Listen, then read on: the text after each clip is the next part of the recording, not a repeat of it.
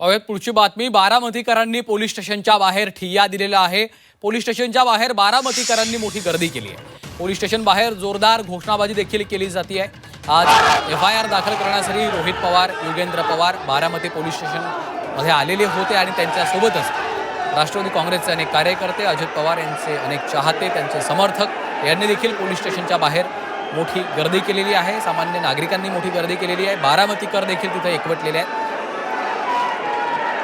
त्याची ही दृश्य आपण पाहतोय। पोलीस स्टेशनच्या बाहेर बारामतीकरांनी केलेली ही मोठी गर्दी, जोरदार घोषणाबाजी त्या ठिकाणी केली जाते। अजित पवार यांना न्याय मिळालाच पाहिजे अशी देखील मागणी त्या ठिकाणी बारामतीकरांकडून केली जाते।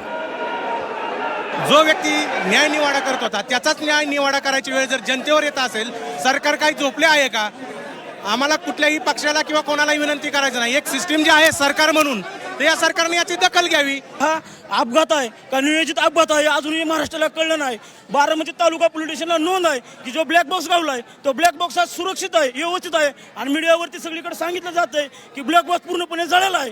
मग ह्याचं नेमकं कारण काय? रोहित दादांनी जसं म्हणलं की एक अपघात आहे का नियोजित अपघात आहे अजून महाराष्ट्राला कळलं नाही। हा जर अपघात निघाला आणि जर या ठिकाणी गुन्हा दाखल गेला आहे, बारामती ही क्रांतीचं ठिकाण आहे आणि या बारामतीमधून अशी क्रांती घडणार, महाराष्ट्रभर हे आंदोलन तीव्र स्वरूपाचं होईल एवढंच सांगतो। या ठिकाणी गुन्हा दाखल जर नाही झाला तर आमची एकच भूमिका आहे, पहिल्यांदा गुन्हा दाखल झाला पाहिजे। आदरणीय रोहित दादा, युगेंद्र दादा आमचे आत बसलेत, ते FIR लिहून झाल्यानंतरनं तो जे निर्णय देतील, मग जर FIR यांनी लिहून घेतलं नाही तर आंदोलन तीव्र होईल आणि बारामतीकर काय असतात ही समज महाराष्ट्राला कळेल आणि महाराष्ट्र पेटल्याशिवाय राहणार नाही। या ठिकाणी रोहित दादांना सुरक्षा तर मिळावीच, पण अजितदादांच्या साठी जो रोहित दादा गुन्हा नोंदवण्यासाठी आलेत, तो गुन्हा नोंद केल्याशिवाय आम्ही इथून हटणार नाही। हा आमचा पूर्णपणे ठाम निश्चय आहे, निर्धार आहे आणि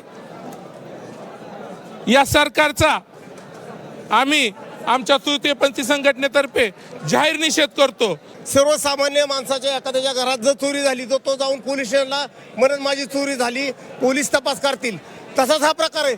ज्यांची पवार घराण्यात चोरी झाली, पवार घराण्यातल्या माणसाचा, महाराष्ट्रातल्या माणसाचा एक आत्मा हरवला ह्यातनं।